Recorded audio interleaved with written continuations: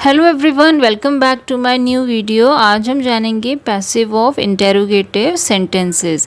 Interrogative sentences यानी कि जो प्रश्न पूछने वाले सेंटेंसेस होते हैं, जिनमें हम प्रश्न पूछते हैं, क्वेश्चन पूछते हैं, उन्हें कहते हैं इंटेरोगेटिव सेंटेंसेस। उनका पैसिव कैसे बनता है, यही हम इस वीडियो में डिस्कस करने वाले हैं। इंटेरोगेटिव सेंटेंसेस दो टाइप्स के होते हैं। पहला होता है इसमें जिसमें येस और नो के क्वेश्चंस होते हैं, और दूसरा होता है जिसमें व्हाट के क्वेश्चंस होते हैं। यस और नो वाले कौन से क्वेश्चंस होते हैं? ये ऐसे क्वेश्चंस होते हैं जो किसी हेल्पिंग वर्ब से शुरू होते हैं। इनका आंसर हम यस या नो में देते हैं, यानी कि हाँ और ना में देते हैं। ऐसे ही होते हैं व्हाट वाले क्वेश्चंस। ये शुरू होते हैं WH फैमिली से, जैसे कि who, what, when, how, where. इसका आंसर हम हाँ और ना में नहीं देते हैं, यानी कि येस और नो में ना देकर हम पूरा जवाब देते हैं, आंसर करते हैं, उसे कहते हैं व्हाट क्वेश्चंस। जैसे कि फॉर एग्जांपल येस और नो का अगर हमें आंसर देना है तो हम क्वेश्चन पूछेंगे आर यू रेडी, तो उसका आंसर हम या तो येस कहेंगे या नो कहेंगे। तो ये हो गया येस और नो वाले क्वेश्चन। व्हाट के क्वेश्चन में हम पूछते हैं वेयर आर यू गोइंग, तुम कहाँ जा रहे हो। उसके लिए हमें कुछ ना कुछ आंसर देना होगा, जैसे कि I am going to Delhi, I am going to Mumbai. तो ये क्या होगा, व्हाट वाले क्वेश्चन, जिसमें हम पूरा आंसर कर रहे हैं, येस या नो नहीं बोल रहे हैं, पूरा आंसर कर रहे हैं। सबसे पहले हम देखते हैं येस और नो वाले क्वेश्चंस का पैसिव कैसे बनाया जाता है।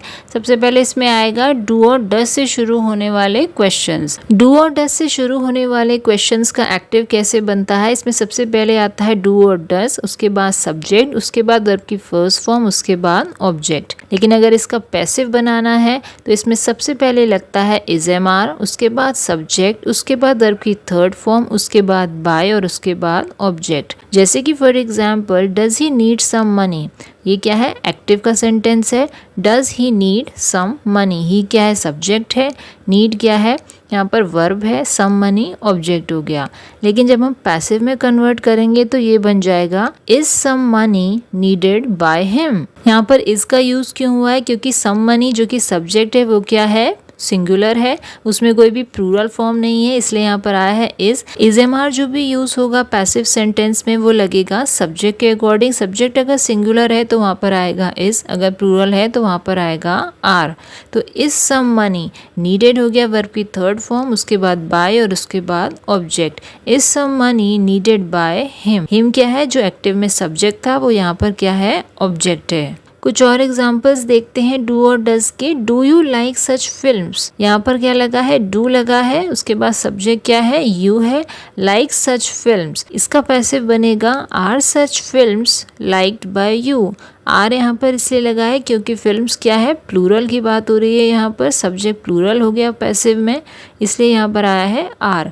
Are such films liked by you. Next है डू यू टेक एक्सरसाइज, क्या तुम एक्सरसाइज करते हो। इसका पैसिव बनेगा is exercise taken by you. Is क्यों आया है यहाँ पर, क्योंकि एक्सरसाइज क्या है, सिंगुलर है। Is exercise taken by you, क्या तुम्हारे द्वारा एक्सरसाइज की जाती है। एक और एग्जाम्पल देखते हैं do you understand the instructions, यानी कि तुमको इंस्ट्रक्शंस समझ आए। इंस्ट्रक्शंस क्या है, यहाँ पर प्लूरल है, यहाँ पर अगर इसका पैसिव बनाएंगे तो इसमें लग जाएगा are. Are the instructions understood by you, understood क्या हो गया, वर्ब की third form, by you, you क्या है, यहाँ पर ऑब्जेक्ट है। तो डू डज के पैसिव में हमको लगाना है इज एम आर। जब भी हम पैसिव बनाएंगे उसमें हम लगाएंगे इज एम आर, जो कि सब्जेक्ट के अकॉर्डिंग लगेगा। अगर सब्जेक्ट सिंगुलर है तो लगेगा इज, और अगर सब्जेक्ट प्लूरल है तो लगेगा आर। नेक्स्ट है डिड से शुरू होने वाले क्वेश्चंस का एक्टिव से पैसिव। इसमें एक्टिव से पैसिव कैसे बनता है? एक्टिव बनता है सबसे पहले लगता है डिड, उसके बाद सब्जेक्ट, उसके बाद वर्ब की फर्स्ट फॉर्म, उसके बाद ऑब्जेक्ट। ऐसे ही जब हम पैसिव बनाते हैं, डिड क्या है, पास्ट टेंस है, इसलिए यहाँ पर क्या आएगा, वॉज और वर। सिंगुलर है तो वॉज आएगा, प्लूरल है तो वर आएगा। वॉज और वर लगेगा सेंटेंस के स्टार्टिंग में, उसके बाद सब्जेक्ट, उसके बाद वर्ब की थर्ड फॉर्म, उसके बाद बाय और उसके बाद ऑब्जेक्ट। चलिए एग्जाम्पल देखते हैं इसके। सबसे पहला एग्जाम्पल है डिड ही एंटरटेन यू, ये क्या है, एक्टिव का सेंटेंस है। डिड ही एंटरटेन यू, यानी कि इसका मतलब हुआ क्या उसने तुम्हारा मनोरंजन किया। डिड ही एंटरटेन यू, क्या उसने तुम्हारा मनोरंजन किया। लेकिन पैसिव में जब हम बात करेंगे तो यहाँ पर क्या लग जाएगा, वर।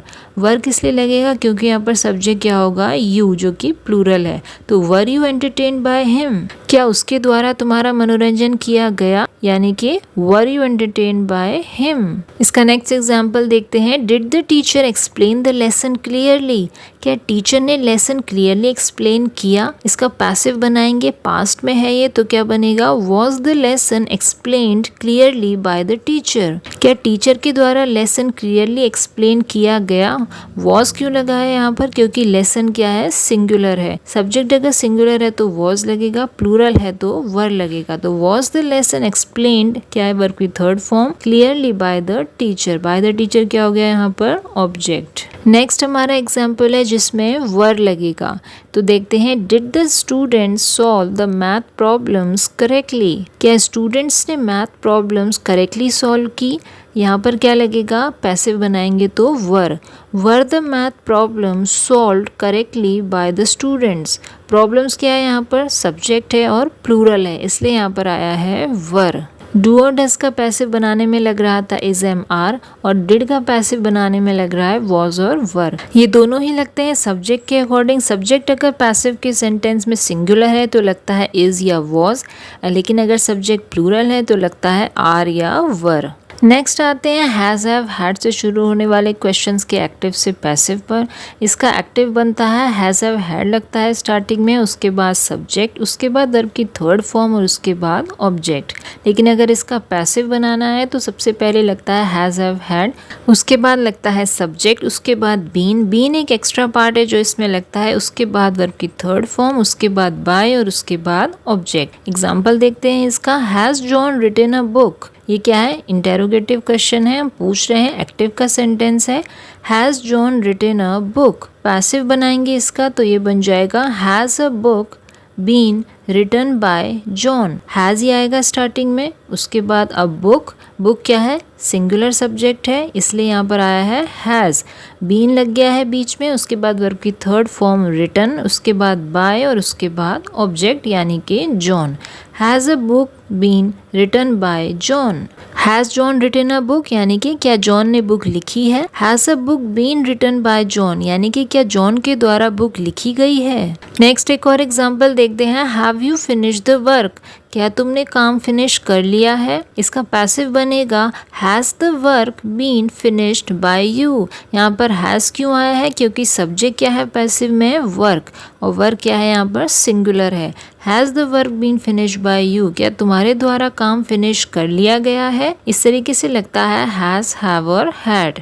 ऐसे ही हैड का एग्जाम्पल है हैड यू इन्वाइटेड देम, क्या तुमने उन्हें इन्वाइट किया था, एक्टिव का सेंटेंस है, लेकिन जब पैसिव बनाएंगे तो ये बन जाएगा had they been invited by you, क्या वो तुम्हारे द्वारा इन्वाइट किए गए थे। Had they been invited by you. Had singular plural दोनों के साथ ही लगता है, इसलिए यहाँ पर कोई भी चेंज नहीं हुआ है, इसलिए यहाँ पर क्वेश्चन के स्टार्टिंग में लगा है हैड। अब हम देखते हैं मॉडल ऑक्सिलरी वर्ब से शुरू होने वाले क्वेश्चंस का एक्टिव से पैसिव कैसे बनता है। सबसे पहले इसमें लगता है एक्टिव के सेंटेंस में मॉडल, उसके बाद सब्जेक्ट, उसके बाद वर्ब की फर्स्ट फॉर्म और उसके बाद ऑब्जेक्ट।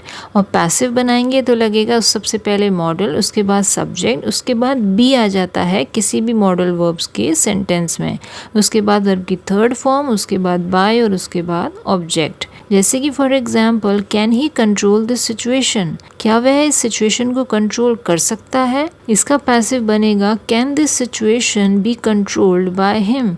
यहाँ पर एक्स्ट्रा पार्ट क्या है, बी है, सब्जेक्ट के बाद लग जाएगा बी, क्या ये सिचुएशन उसके द्वारा कंट्रोल की जा सकती है।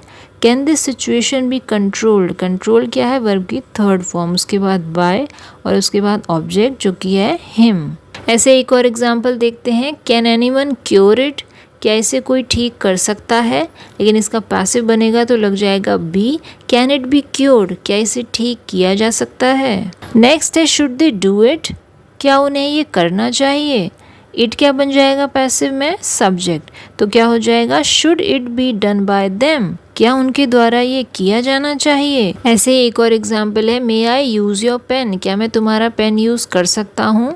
मे your pen be used by me, क्या मेरे द्वारा तुम्हारा पेन यूज किया जा सकता है। नेक्स्ट आता है व्हाट क्वेश्चंस। इसमें आते हैं WH फैमिली वाले वर्ड्स के क्वेश्चंस के एक्टिव और पैसिव। WH फैमिली में कैसे और एक्टिव और पैसिव बनते हैं, जैसे कि what, when, where, why, how, इन सब से स्टार्ट होने वाले क्वेश्चंस का एक्टिव और पैसिव बनाया जाता है।